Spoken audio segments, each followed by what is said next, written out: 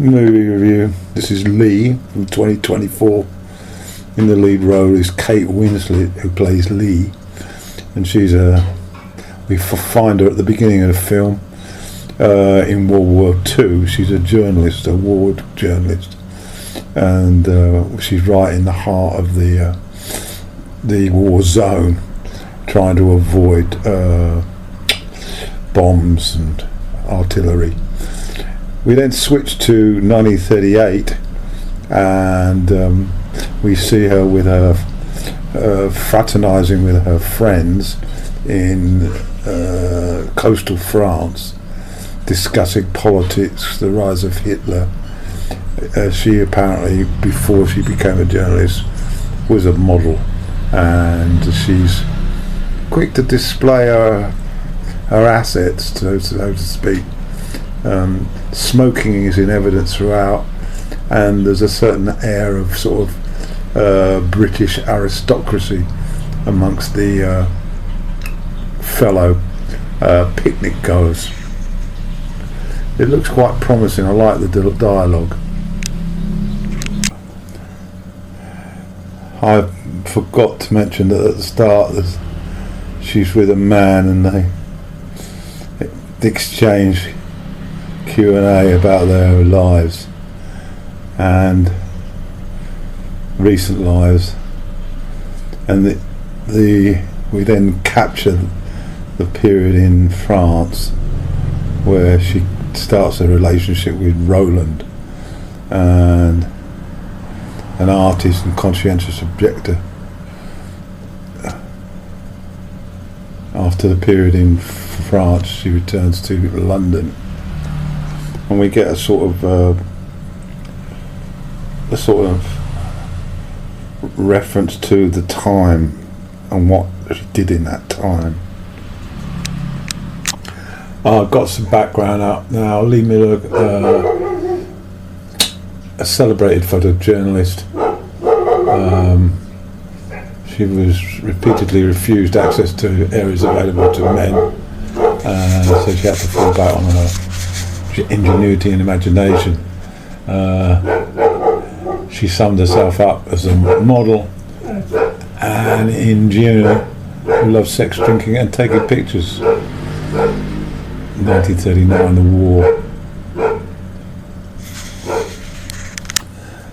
The movie focuses to some extent on the difficulties that Lee had in trying to get herself to the front. British bureaucracy prevented that. They didn't see it fit for women to be anywhere near the front lines. However, as she was an American, she decided to go down that road. We see the grim face of war as Lee sees the inside of a sort of operating theatre hospital with the injuries to the wounded severe. It's grim, very, very grim. And then she is told that she's go to the line, go to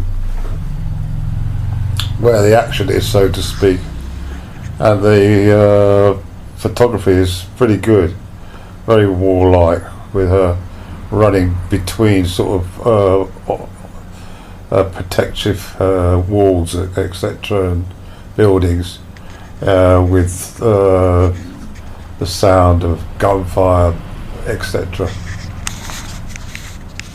This movie's okay, actually. It's a conventional sort of style biopic.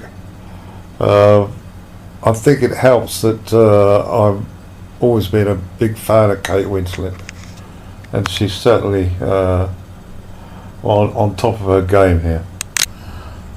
The plot's moved on. Paris has been liberated. Friends are reunited, but many are not. Thousands are missing, and we first get an inkling that the concentration camps are probably where these people have ended up. The mood is changing. Winslet is all consuming in this, really. She's in every shot, and I'm very impressed with her performance.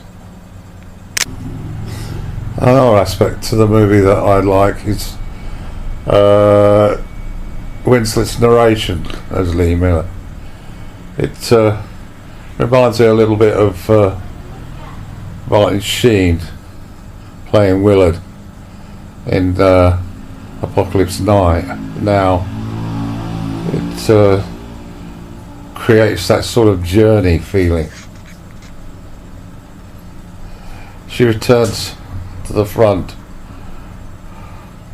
not wanting to respond to Roland, her partner, desire for her to go back to England and get back to normal life, so to speak. It's here that we get to consider the impact that these events have on you. You change. I think that's a sort of message that one should take on board throughout life, whether it be a war situation or any trauma, or it changes you, and you need to learn to handle it rather than try to go back to what it was before, which is impossible. They then come across a series of carriages, a train, the stench of death. They were clearly on the way to a concentration camp, and as the war was catching up with them, the Germans fled and left their captives in the carriages to basically starve to death.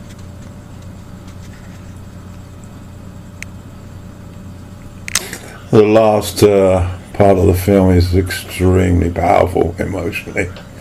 Firstly, we have the scenario, which was quite comedic, where Lee Miller takes a bath in Hitler's bathtub, naked, with a picture of him, and they're now aware that Hitler committed suicide with his girlfriend. And then the situation regarding the photographs that she's taken of the abominable care or lack of in the death camps, that they aren't published by the magazine, and so she goes to the office and starts cutting them up and gets extremely uptight about the fact that the truth is being hidden from the public.